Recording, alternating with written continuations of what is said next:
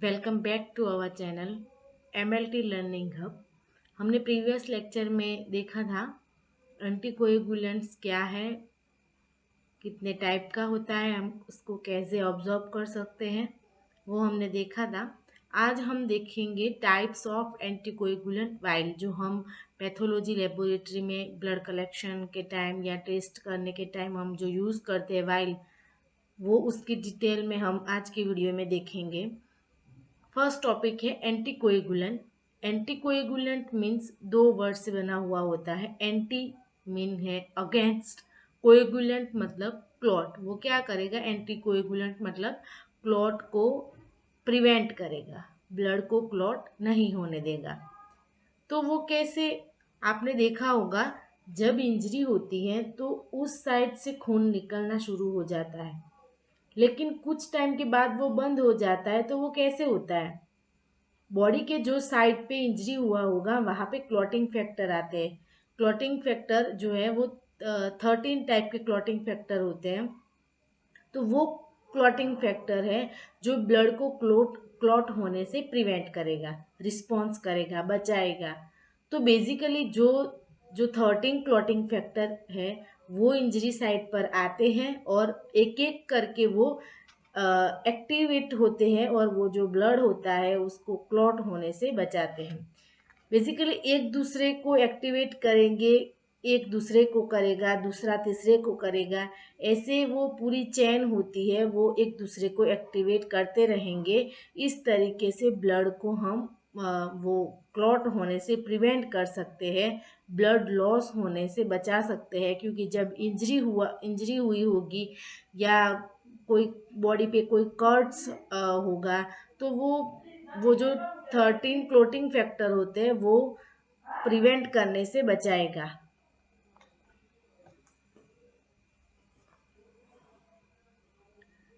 Use of anticoagulant. Anticoagulant is very important for both medical और paramedical centre. हम anticoagulant is very important both for both medical और paramedical centre. Medical और paramedical centre में हम कैसे use कर सकते हैं? तो पैथोलॉजी लेबोरेटरी में हम टेस्टिंग करेंगे। टेस्टिंग के बाद जो भी वायल्स होगा या उनमें क्या होगा, एंटीकोएगुलेंट केमिकल्स प्रेजेंट होंगे, वो ब्लड को क्लॉट होने से बचाएगा। Anticoagulant is also use as a medicine.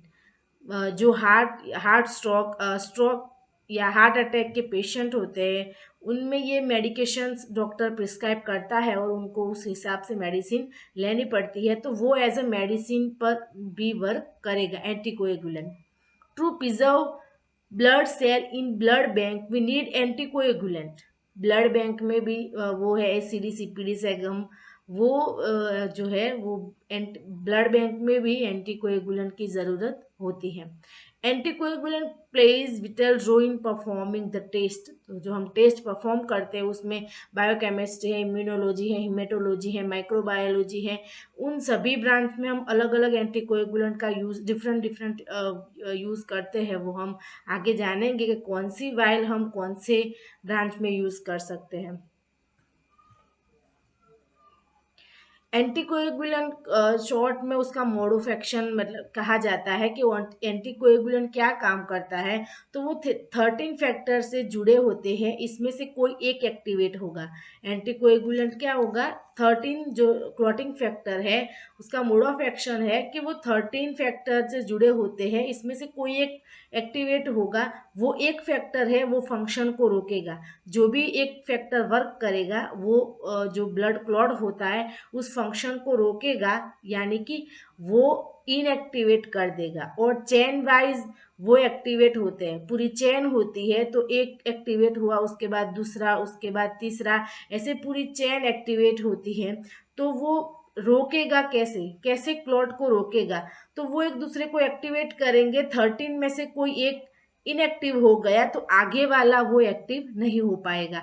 13 में से कोई एक इनएक्टिव हो गया तो उसके आगे का जो होगा वो एक्टिवेट नहीं हो पाएगा और ब्लड को क्लॉट होने से हम रोक सकेंगे, यानी कि प्रिवेंट कर सकेंगे।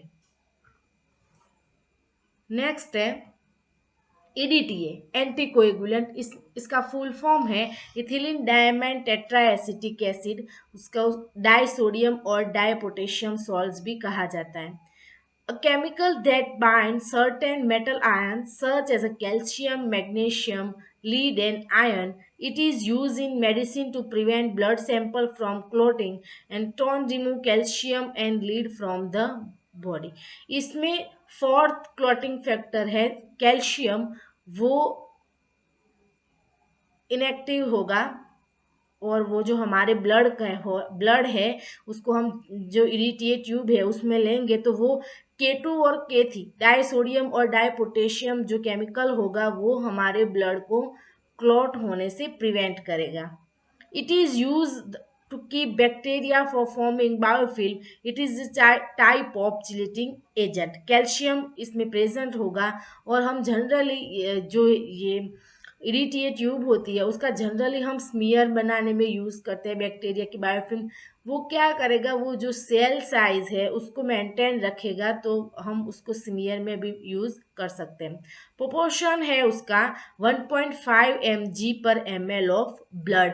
तो ब्लड में कितना अमाउंट होगा एंटीकोएगुलेंट का, तो इडीटीए जो है उसमें 1.5 mg/ml ब्लड में होगा। The top colour of the vacuum tainer is purple. जो ये वाइल है उसका हम आइडेंटिफाई कैसे कर सकते हैं, तो उसका जो कलर होगा टॉप का वो पर्पल लेवेंडर कलर का होगा। Action: It is acts as a powerful calcium chelating agent. The calcium in a blood is bound in an unionized soluble complex with EDTA. Calcium जो क्लॉटिंग फैक्टर है वो activate होगा और वो जो blood है वो उसको प्रिवेंट होने से रोकेगा। इस वाइल का हम कौन कौन से पैथोलॉजी जो टेस्ट है इसमें यूज कर सकते हैं, तो which are perform by using irritable are HB, haemoglobin, WBC, RBC, PCV, ESR, platelets and direct count, making of smear etcetera. Smear बनाने में हम यूज कर सकते हैं HB का टेस्ट है, WBC RBC काउंटिंग है, PCV है, ESR है, प्लेटलेट्स है, इन सभी में हम इरिटिए वाइल का यूज करेंगे। Advantage: it gives the best preservations of cellular morphology. Good morphology of the cell is observed even after 2 to 3 hours of blood collection.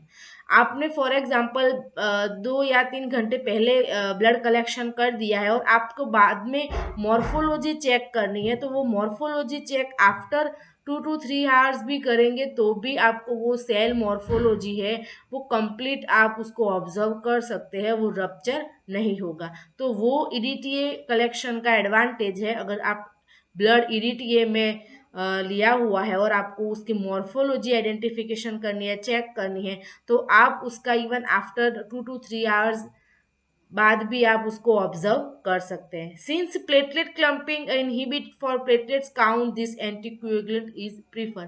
Platelets की जो साइज है वो रप्चर होती नहीं है, श्रिंक नहीं होते वो प्लेटलेट्स, तो इडीटीए का यूज़ आप उसको एग्जामाइन करने के लिए सेलुलर मॉर्फोलॉजी के लिए भी आप यूज़ कर सकते हो। Double oxalate. This is basically a double oxalate. It is a combination of ammonium and potassium oxalate in the ratio of 3:2। इसमें दो तरह के जो केमिकल्स होते हैं वो कौन कौन से, एमोनियम और पोटेशियम, कॉम्बिनेशन उसका रेशियो दिया हुआ है 3 अमाउंट ऑफ एमोनियम होगा और 2% उसमें पोटेशियम ऑक्सलेट होगा। इसका अब ज़्यादातर यूज़ होता नहीं है। 0.5 ml of this solution is sufficient for anticoagulant 5 ml of blood। 5 ml blood में उसका 0.5 ml सॉल्यूशन एंटीकोएगुलेंट का अमाउंट होगा। The test performed by using double oxalate are HB, WBC, RBC, ESR and PCV etc। इन सब test करने के लिए आप डबल ऑक्सलेट वाइल का यूज कर सकते हो। Action: oxalate combine with calcium in blood to form insoluble precipitant of calcium oxalate. उसका एक्शन है कैल्शियम जो 4th नंबर का जो क्लॉटिंग फैक्टर है उसको इनएक्टिवेट करेगा और वो ब्लड को क्लॉट होने से प्रिवेंट करेगा। Sodium citrate This anticoagulant is used in the liquid form proportion. It is used as a 1/9 studies. 1 amount उसका क्या होगा, एंटीकोएगुलेंट होगा और 9 ml ब्लड होगा. The top colour of the vacutainer is blue. यहाँ पे लिखा हुआ है 1/9. तो जो वो रेशियो दिया हुआ है कि 1 अमाउंट उसका एंटीकोएगुलेंट होगा और 9 उसका ब्लड होगा. Action, it converts ionized calcium into unionized soluble complex. वो यहाँ पे जो क्लॉटिंग फैक्टर होगा वो इनएक्टिवेट होगा और बाद में उसका जो ब्लड क्लॉटिंग होने से वो प्रिवेंट करेगा. Use, it is use ESR determination by western method. जो हम ESR परफॉर्म करते हैं वेस्टर्न मेथड में, वो टेस्ट परफॉर्म करने के लिए हम ब्लड कलेक्शन सोडियम सिट्रेट में कर सकते हैं. In the PT APTT PTT determination, prothrombin time check करना है तो आपको वो सोडियम सिट्रेट वायल में कलेक्शन करना पड़ेगा. डी डाइमर टेस्ट के लिए भी हम ये वायल का यूज कर सकते हैं. Heparin, it is a natural anticoagulant present in our body. Naturally हमारी बॉडी में ये पाया जाता है. This anticoagulant is use when plasma is required for certain emergency determination such as a blood sugar, urea and electrolyte. Plasma urgent emergency में अगर जरूरत है तो हम क्या कर सकते हैं, वो प्लाज्मा क्या है, एंटीकोएगुलेंट है, क्लॉटिंग एंटीकोएगुलेंट. तो हम जो एंटीकोएगुलेंट ट्यूब होती है उसमें उसका कलेक्शन करते हैं और हम उसको सेंट्रीफ्यूज करके पे येलो कलर का जो फ्लूइड होता है उससे हम एग्जामाइन कर सकते हैं. यहाँ पे दिया हुआ है blood sugar, urea and electrolyte. उसको डिटर्मिन, अगर कोई इमरजेंसी है तो उसको एग्जामाइन करना है तो भी आप हिपेरिन ट्यूब का यूज कर सकते हो. It is use in a determination of 1 to 2 drops for 3 to 5 ml of blood. 3 to 5 ml blood में 1 to 2 ड्रॉप्स उसका डिटर्मिनेशन है, उतने अमाउंट में वो हिपेरिन होना चाहिए. Proportion 50 to 20 IU per ml of blood, इतने अमाउंट में प्रेजेंट होता है. सोडियम, लिथियम और ammonium salts of heparin is use. Heparin में ये 3 तरह के केमिकल्स होते हैं. Also use for gas analysis like PO2, PCO2 and pH. अगर ये आइडेंटिफिकेशन करना है, एग्जामाइन करना है गैस एनालिसिस में PO2 और PCO2, तो हम हिपेरिन वायल का यूज कर सकते हैं. During artery puncture your blood is collected is heparinize syringe. अगर आर्टरी पंक्चर करना है, वो बैलेंस चेक करना होता है ऑक्सीजन का, तो हम क्या करते हैं, आर्टरी पंक्चर करते हैं और वो इम्बैलेंस है, अगर बैलेंस में नहीं है, कोई प्रॉब्लम हुई है, तो वो आर्टरी पंक्चर हम हिपेरिन में सिरिंज थ्रू, हिपेरिनाइज जो सिरिंज होती है उससे हम उसका कलेक्शन करते हैं और फिर एग्जामाइन कर सकते हैं. Action, it act as inhibitor of prothrombin formation. वो क्या करेगा, थ्रोम्बोप्लास्टिन, जो थ्रोम्बिन है उसको इनएक्टिव करेगा, फिर प्रोथ्रोम्बिन में से प्रोथ्रोम्बिन बनेगा. जो पूरी प्रोसेस है उसको वो जो क्लॉटिंग फैक्टर जो है 10th है, 13 है, वो जो क्लॉटिंग फैक्टर हिपेरिन में जो पाए जाते हैं वो क्या करेगा, वो उसको इनएक्टिवेट करेगा और ब्लड को प्रिवेंट होने से बचाएगा. फ्लोराइड, ग्लूकोज का, जनरली ग्लूकोज टेस्ट करने हैं, शुगर के टेस्ट करने हैं हम तो फ्लोराइड वायल का यूज करते हैं. Glucose is unstable in whole blood. Fluoride containing tube are use to reduce glycolysis specially when very accurate glucose result are required. यहाँ पे लिखा हुआ है फर्स्ट लाइन में कि glucose in unstable in whole blood. तो ग्लूकोज क्या है, अगर फॉर एग्जांपल आपने कलेक्शन कर लिया है, कलेक्शन के बाद आप वाइल को रखते हैं, एग्जामाइन नहीं करते हैं, कलेक्शन करके रख दिया, 1 आवर हो गए, 2 आवर हो गए, तो वो क्या है, वो ग्लूकोज क्या करेगा, जो आपके ब्लड में है ग्लूकोज, वो अनस्टेबल है, वो स्टेबल नहीं रहेगा, जो भी उसका रिजल्ट होगा वो एक्यूरेट नहीं आएगा. तो वो कैसे होता है, तो sodium fluoride inhibit the glycolytic enzyme कोल्डेड enolase. यहाँ पे कौन रिस्पॉन्सिबल है, एंजाइम, इनोलेज एंजाइम है, वो क्या करेगा, ग्लूकोज का ब्रेकडाउन करेगा, ग्लूकोज को ब्रेकडाउन करके वो मेंटेन रखेगा. यहाँ पे जो क्लॉटिंग फैक्टर है, 4th क्लॉटिंग फैक्टर कैल्शियम, वो भी यहाँ पे वो जो क्लॉट को, जो ब्लड जो क्लॉट बनता है उसको प्रिवेंट करने में हेल्प करेगा। तो ग्लूकोज क्या अनस्टेबल है, तो उसको फ्लोराइड कंटेनिंग ट्यूब्स इसीलिए लिया जाता है क्योंकि वो ग्लाइकोलाइसिस को रिड्यूस करेगा, ताकि हम ग्लूकोज का एक्यूरेट रिजल्ट है वो हमें मिले। तो वो ग्लाइकोलाइटिक एंजाइम इनोलेज उसमें रिस्पॉन्सिबल होता है। Glycolysis can be prevented by collecting blood in the fluoride blood in inhibit hexokinase enzyme which help the glucose to get converted to glucose 6PO4। वो क्या है, जो ग्लाइकोलाइसिस जो प्रोसेस होती है वो फ्लोराइड ब्लड्स में वो इनहिबिट एक्सोकाइनेज एंजाइम है, वो क्या हेल्प करेगा, तो ग्लूकोज का कन्वर्ट किस में होगा, ग्लूकोज 6PO4। तो हेक्सोकाइनेज एंजाइम है वो इसमें हेल्प करेगा। प्रपोर्शन है 2 mg/ml of blood. The top colour of the vacutainer is grey.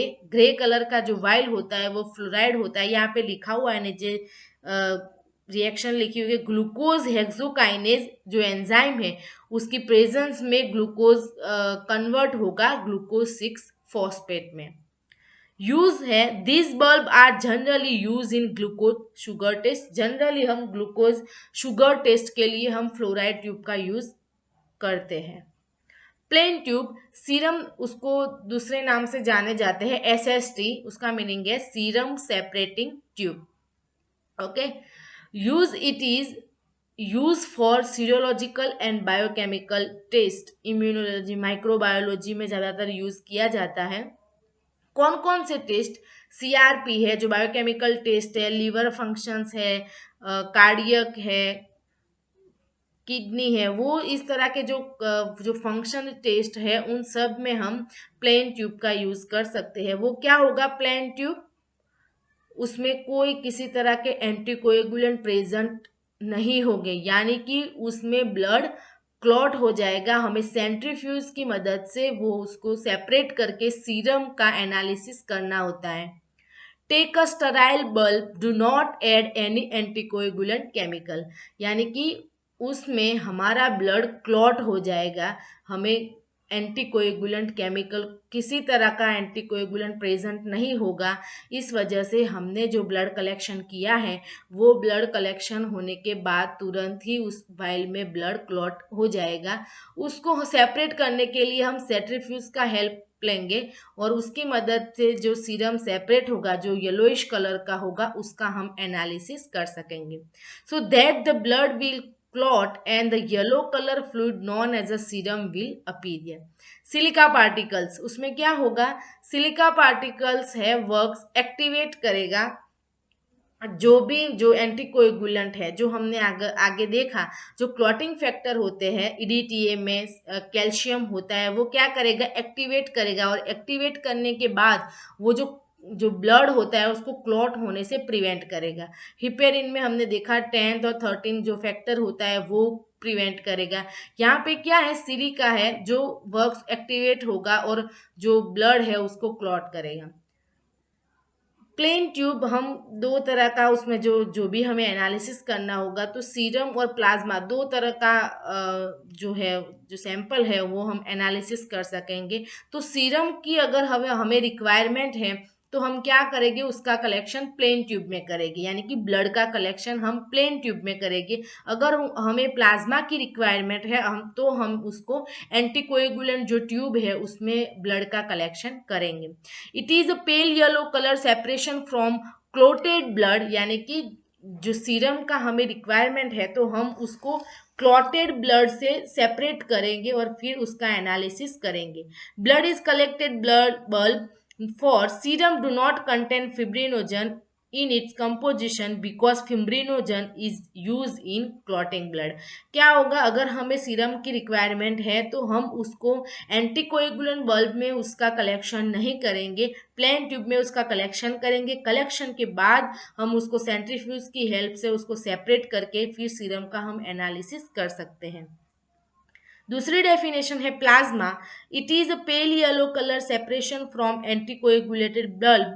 Generally blood is collected in any coagulate blood for plasma. Plasma contain fibrinogen, it is composition because is not clotted over here. Plasma क्या होगा, जो हम generally Widal test में हम plasma की हमें requirement होती है, तो उसका कलेक्शन हम किस में करेंगे, ईडीटीए में, क्योंकि वो क्या है, एंटीकोएगुलेंट बल्ब है जो हमारे ब्लड को क्लॉट होने से प्रिवेंट करेगा, और हमें प्लाज्मा की रिक्वायरमेंट है तो हम एंटीकोएगुलेंट वाइल है उसमें कलेक्शन करेंगे ताकि हमें प्लाज्मा मिल सके। नेक्स्ट है acid citrate dextrose ACD, citrate phosphodextrose, जो हम जनरली ब्लड बैंक में यूज करेंगे, सागम है उसका हम ब्लड बैंक में यूज करेंगे। It is use in blood bank for collecting blood for transfusion. The most commonly used solution is a mixture of citric acid, sodium citrate and glucose।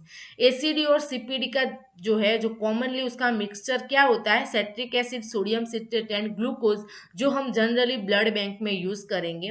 The glucose provide some nourishment for the cell and citrate remove calcium ion and stop coagulation process.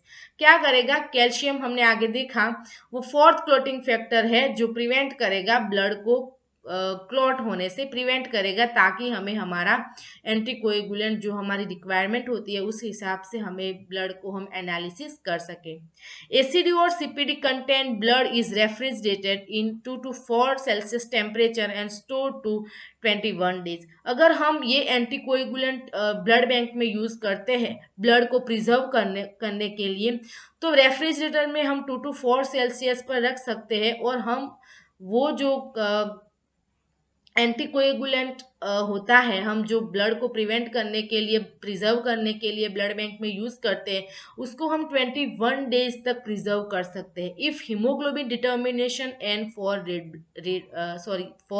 Blood cell count, haemoglobin determination करना है, blood cell counts करने हैं, तो भी हम blood bank में ACD और CPD और सागम का यूज हम ब्लड बैंक में कर सकते हैं। नीचे इमेज में मैंने दिखाया हुआ है कौन से कलर का एसिडी सीपीडी वायल होगा, उसका हम जो ब्लड बैंक में यूज करते हैं।